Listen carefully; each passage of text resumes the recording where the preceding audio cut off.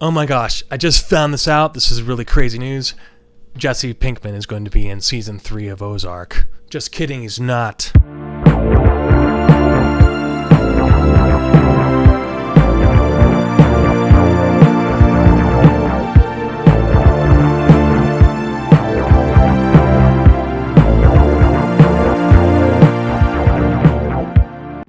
Welcome to the Fanatics of Film, and my name is Ben. Thank you so much for watching, and please hit that like button if you like this video, and if you love Ozark like I do.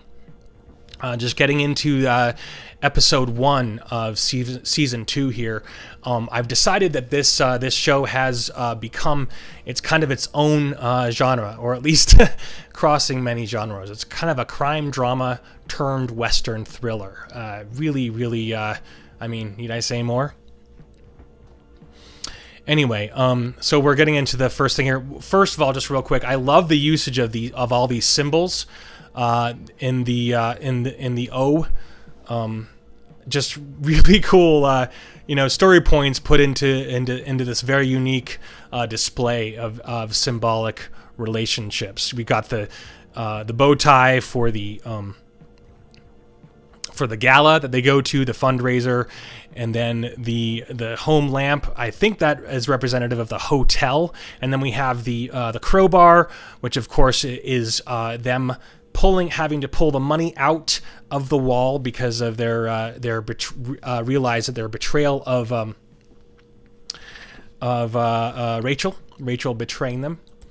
Anyway, we're gonna get into this here. So first act of possible humanity, us wanting to believe that Darlene Snell can actually she can actually feel some regret. So this is the first attempt for the writers and the directors to get us to feel some sort of connection with Darlene Snell. I have a feeling that they're going to do that. They're going to make her, even though at the end of season 1 she basically puts everybody's lives in jeopardy just for being called a name. So that in and of itself, and that's reinforced in this episode. We're going to get to that in a second, but interesting thing here. She says, I think maybe I shouldn't have killed that Mexican. So interesting stuff there. Interesting ploy to try to make us feel for her.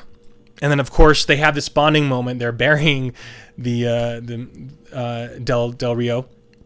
They're burying him here, and there is some sense of I guess they're disintegrating the body with the acid like they had done before, or at least I'm not sure that was kind of a weird thing, but they're showing that she's bonding with him in the sense of a family thing. She says that he's a very sweet boy, kind of talking to him like a son. He's starting to show up as kind of she's kind of being a mother, having a mother-son relationship here. So that's interesting. Right here, so we have Marty and Jacob Snell and Marty here talking, and there's a funny photo I found. He looks so much like Bryan Cranston in this photo. Kind of a weird. He doesn't normally look like him, but there's this photo they took that made him look like that. It's funny. He says, of course, to apologize for the murder, for basically putting all their lives and everybody in jeopardy. They bring him some fresh honey, so because that's one of the things that they have. So that's an important thing. Tricky thing here, combining work and marriage, but a blessing when it works. Tricky thing, combining work and marriage, but a blessing when it works. So very, just once again trying to get us to feel something for him, because he's trying to relate to Marty in a family, family sense, and how that's important. But it is kind of funny how that's reinforced, and Marty's just kind of not calling him on it. He's just kind of calling him on his crap here. He's just basically saying that he doesn't he's like, am I supposed to, she shot a man's head off, and he's like, she's contrite with it, and he's like, am I supposed to believe that? He's definitely not swallowing his bull. So this is interesting here too, and we have Jonah, and of course Charlotte and Jonah the two kids having to bond together on this crazy thing. They were kind of basically at the beginning of season 1, the two of them basically hated each other. And, because brother and sister at that age, I mean, they're kind of an annoyance to each other. I was to my sisters and they were to me, and vice versa. So, interesting, great story points here, but they're realizing, she says she took some money when they were hiding in the walls. She doesn't know why. I probably would have done the same thing if I was that age and there was like 10 grand that I could have just swiped easily. It's like, I probably would have too. Anyway, so another thing that real quickly here, they're having to take the money, or excuse me, drive Dell's car back up to Chicago so that it looks like he never left, and swipe his card, everything. This is a drill that we're very familiar with. Okay, see you. So it's this funny thing. It's like, well, are you sure you're familiar with it, because you totally screwed that. Spoiler alert there. So, okay, so getting to Ruth now. She is my favorite standout of this season so far. Her acting chops have skyrocketed. And I am absolutely blown away by her performance. Every second that she's on the screen, she is stealing the show. I really feel like it. She is able to draw you in now.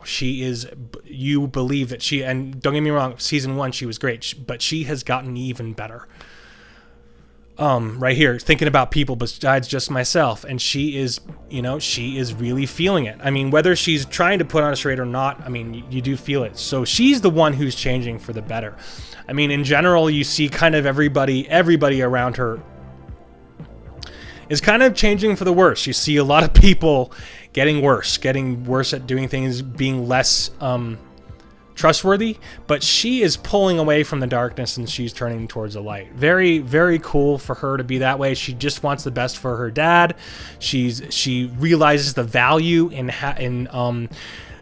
with her cousins, and she wants to take care of them. She was saying that in season 1 she wanted to be their guardians, which is cool.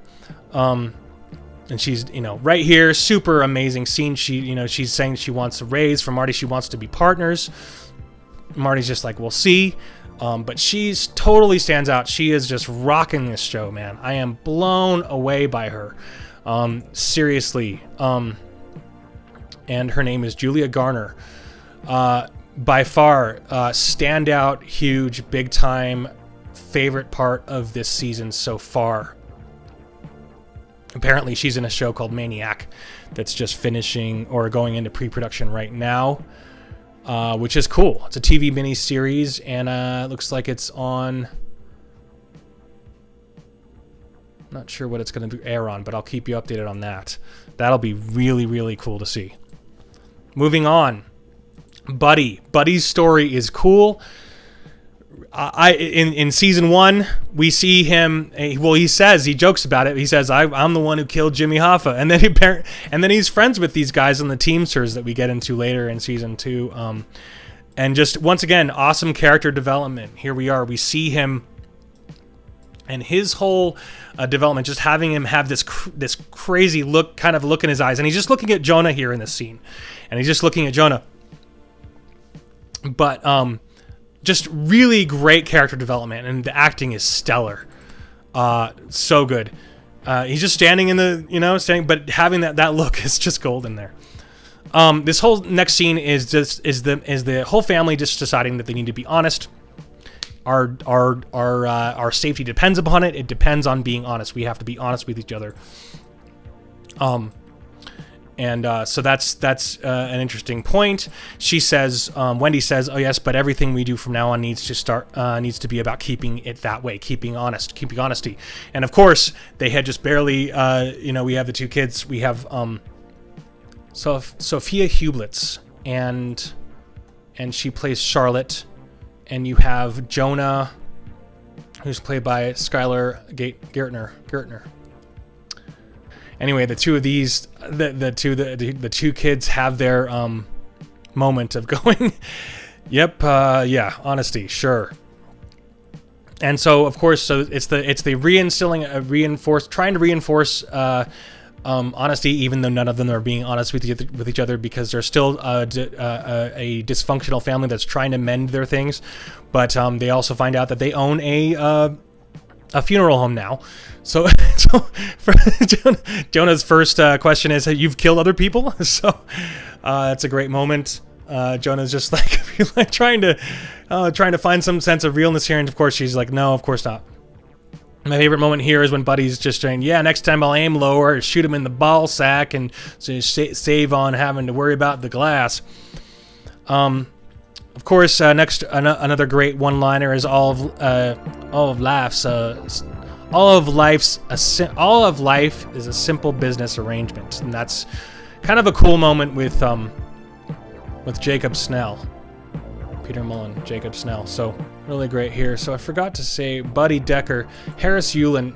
By the way, he's been in like everything. He was in. I mean, he had a actually really cool role in Scarface. If you remember him in Scarface, he was in Ghostbusters 2, Training Day, Clear and Present Danger. He's been in a lot. So anyway, moving on. So at first, it's kind of a weird thing. I'm not really sold. I'm not really on board with her being their lawyer. Doesn't really make it. But the important notion here, Darlene Snell actually starts to feel some regret. Blah blah blah. But this leads all back to the name calling. One of the Snell's biggest issues is being called redneck, and Jacob Snell. He insists that he is a hillbilly, not a redneck. In season 1, he tells a joke about a redneck and a hillbilly to a guy just right before he kills him and calls him a redneck. So, these names that are being used as derogatory, whatever, is something that he really takes into serious account. And it was being called redneck that led Darlene Snell to killing Del Rio. They bring Fresh Honey to apologize. They see this as an important way to show sympathy for them somehow. Also, Wendy is kind of crooked. She's I'm not completely on board with her yet. She definitely has a sinister side to her. She seems to really be comfortable with the fact, or she seems to get off on making the coroner feel uncomfortable. She gets off on it. It's kind of weird. So, anyway, so that shows some losing ground on her behalf. So here we are at the attorney. The attorney for the cartel, played by Janet McTeer. She was Jessica Jones's mom in season 2 of Jessica Jones. This scene just reinforces the juvenile quality of the character that the Snells have. Absolutely no class. They expect undying respect from everyone else, but don't dish it out. It is here that I am finally deciding that they are just full of crap. Marty inserts his mandatory 3% fee. This episode also just shows you how state senators have second jobs. They aren't paid well enough. And their plan is 6 months. Their plan is 6 months to get out of this situation. And, of course, we have Slugworth come and show up. And, we'll have to do some of the legwork. That bill will never reach the floor. So here we are again with Ruth listening to her old school hip hop. So that's once again, that's the reinforcement of season 1, when the first thing she mentions to Tuck, who is the Down syndrome kid, she mentions, "Hey, have you ever listened to old school hip hop? Check some of that out." And so it's like she is listening to old school hip hop. Just once again, interwoven important character development here. Ruth asks for a raise, gets $25,000 a year. She probably realizes after the fact that she could have gotten more, because he's just like, okay, done. So this reminds me of he looks just like the actor, Paul Giamatti. He reminds me of the young Paul Giamatti.